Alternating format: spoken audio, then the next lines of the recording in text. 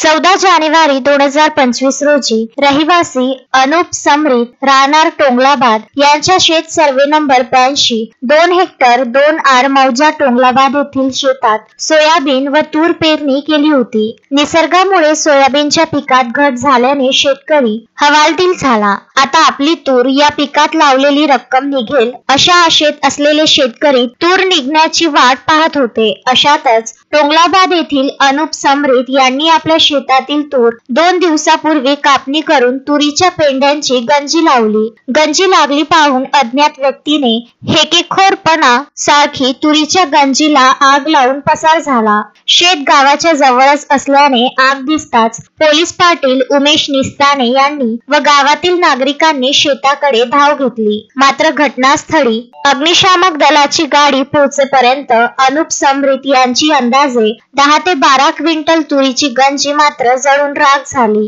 या आगीत शेतकरी यांचे अंदाजे 80 ते 90 हजार रुपयांचे नुकसान झाले असून ही घटना या गावातील पहिली नसून 2 ते 3 वर्षापूर्वी 3 शेतकऱ्यांच्या अशाच तुरीच्या गंजा अज्ञात व्यक्तीने पेटवून दिल्या होत्या। मात्र अजूनही याचा सुगावा लागला नाही। नांदगाव खंडेश्वर पोलीस स्टेशनचे ठाणेदार सुनील सोळंके यांनी विशेषतः लक्ष घालून आरोपीवर कठोर कार्यवाही करावी, नाहीतर अशाच घटना घडत राहतील अशी गावातील नागरिकांमध्ये चर्चा आहे। Vidarbha news bureau, Chandur railway.